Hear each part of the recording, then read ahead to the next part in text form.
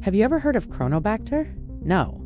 Well, you're not alone. It's a type of bacteria that's not exactly a household name, but it's definitely one we should all be aware of, especially if you have a baby in your life.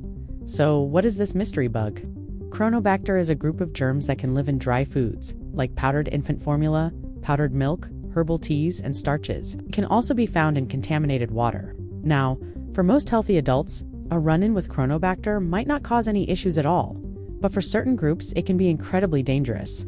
We're talking about infants, especially those under 2 months old, premature babies, or babies with weakened immune systems.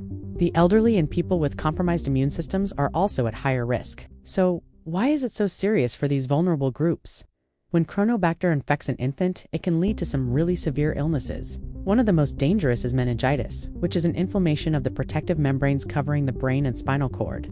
Symptoms in a baby can be subtle but scary: a fever, poor feeding, excessive crying or irritability, and very low energy. It can also cause sepsis, a life-threatening blood infection. This happens when the body's response to an infection goes into overdrive and starts damaging its own tissues and organs. What makes Cronobacter particularly tricky is its resilience. This isn't your average germ, it's tough. It can survive in very dry conditions for a long time. We're talking months or even years. This is why it's sometimes found in powdered infant formula. The powder itself isn't sterile. During the manufacturing process or even in your own home, Cronobacter can sneak in and just hang out, waiting. Let's talk about how contamination happens. It can start at the manufacturing facility with contaminated raw materials or equipment. But it can also happen right on your kitchen counter. If you use a contaminated scoop, don't wash your hands properly before preparing a bottle, or prepare formula on a surface that isn't clean. You could introduce the bacteria. Cronobacter can also live in the sink, on countertops, and even in water. So, if you're using tap water to mix formula, that could be a potential source. This all sounds pretty frightening, I know. But the good news is that Cronobacter infections are rare. And more importantly, there are simple, effective steps you can take to protect your little one. The Centers for Disease Control and Prevention, the CDC, has clear guidelines that can make a huge difference.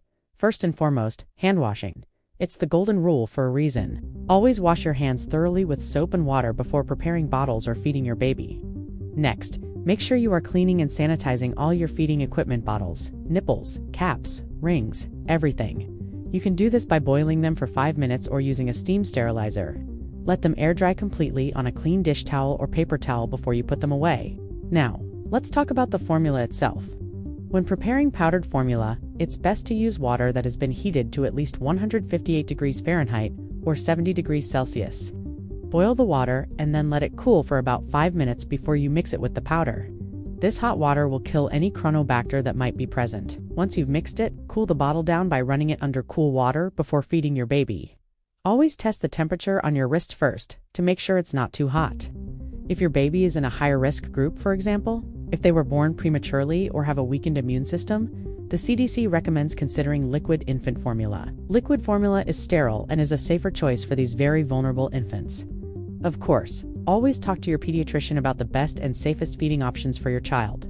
It's also crucial to use prepared formula quickly. Once you mix it, use it within 2 hours. If your baby doesn't finish the bottle, throw the rest away. Don't save it for later. Bacteria can grow quickly in that leftover formula.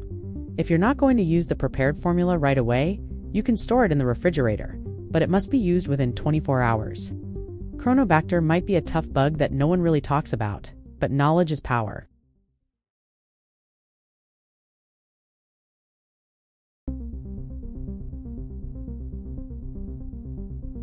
And for more content that helps you navigate parenthood with confidence, don't forget to subscribe.